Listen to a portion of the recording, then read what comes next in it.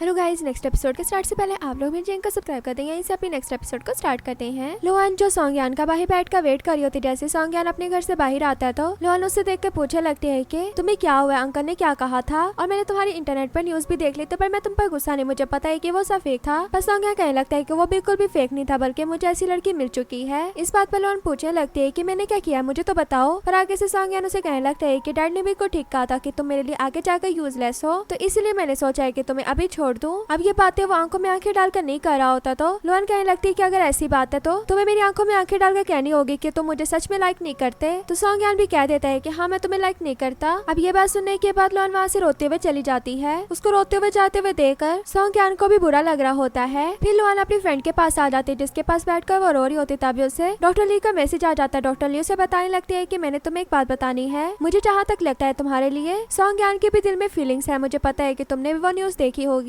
और मुझे अभी तक जो उसके बारे में इन्फॉर्मेशन मिल रही है, मैं उसी के हिसाब से तुम्हें बता रही हूँ कि अभी भी वो तुम्हें लाइक करता है। ये सुनकर लोहान खुश तो होती है, पर डॉक्टर ली उसे पूछने लगती है कि क्या तुम्हारा ड्रीम पहले से क्लियर हुआ। तो वो कहने लगती है कि हाँ, क्लियर तो हुआ है, पर मुझे जो कुछ नजर आ रहा है ना, वो अभी तक ब्लर है। तो डॉक्टर ली कहने लगती है कि मुझे तुम्हारे और सोंगयान के साथ एक और न्यू एक्सपेरिमेंट करना है, जिसमें मैं तुम दोनों को एक साथ करूंगी। तो इसके लिए लोहान मान जाती है और जब वो सोंगयान से मिलने के लिए उसकी कंपनी आती है तो कोई भी उसे अंदर नहीं जाने दे रहा होता। यहाँ तक कि वो कहने लगते हैं कि हम चाहते हैं कि तुम्हें हम अंदर भेज पाए, पर हमें सख्ती से सोंगयान ने मना किया है कि तुम्हें अंदर नहीं आने देना। इतने में वहाँ पर इंचार्ज ली आ जाते हैं। वो आकर कहने लगते हैं कि तुम यहाँ पर क्या करी। तो वो कहती है कि मुझे अंदर जाना, मुझे जाकर सोंगयान से बात करनी। तो वो बताते हैं कि वो अभी मीटिंग में है, अगर तुम्हें अंदर जाना है तो मैं तुम्हें ले जाती हूँ। तो वो भी उसको अंदर ले जाती है। जैसे दोनों एक जगह पे बैठ कर बात कर रही होती, इतने में वहाँ पर शुमान गुजरने लगते। शुमान उसे देख के कहने लगते हैं कि तुम अभी भी यहाँ पर क्या कर रही हो, तुम्हें पता नहीं कि तुमसे उसने ब्रेकअप कर लिया है, पर तुम कितनी ढीठ हो। इतनी ज्यादा बातें सुनाने के बाद लोहान को कहने लगती है कि तुम मेरे साथ एक दफा ऑफिस में आना। इंचार्ज ली तो उसे मना कर रही होती है, पर फिर भी लोहान उसके साथ चली जाती है। और शुमान के ऑफिस से निकलते हुए उसको उसकी फ्रेंड ने देख लिया था। वो जल्दी से जाकर ये बात सोंगहाओ को बताती है, जो आ रहा होता है। सोंगहाओ ये सुनते ही लोहान की तरफ भागने लगता है। यहीं से इन दोनों का आमना सामना तो होता है, पर कोई भी कुछ नहीं बोलता, क्योंकि सोंगयान ने उसके हाथ में फाइल देख ली थी। लोहान जैसे वहाँ से चली जाती है तो घर जाने के बाद वो वही फाइल अपने मॉम डैड को दिखाती है और कहने लगती है कि क्या ये सच है और आप लोगों ने मुझे नहीं बताया। जिस पर उसकी मॉम कहने लगती है कि तुम्हारी गलती नहीं थी, पर लोहान कहने लगते है कि आपने मेरे साथ ऐसा क्यों किया, जब आपको पता लग चुका था कि उसके मॉम की वजह मैं हूँ, तो आपने ये बात मुझे ही नहीं बताई। और उस दिन सोंगयान के डैड को मिलने के बाद आपको उनके बारे में पता लग गया, इसीलिए मुझे कह दिया कि तुम उससे ब्रेकअप कर लो। उसकी मॉम कहने लगती है कि क्या ये तुम्हें बात सोंगयान ने बताई। तो वो कहने लगती है कि नहीं, क्यों, आप जाकर उसे मिली थी, आपने मेरे साथ ही ऐसा क्यों किया।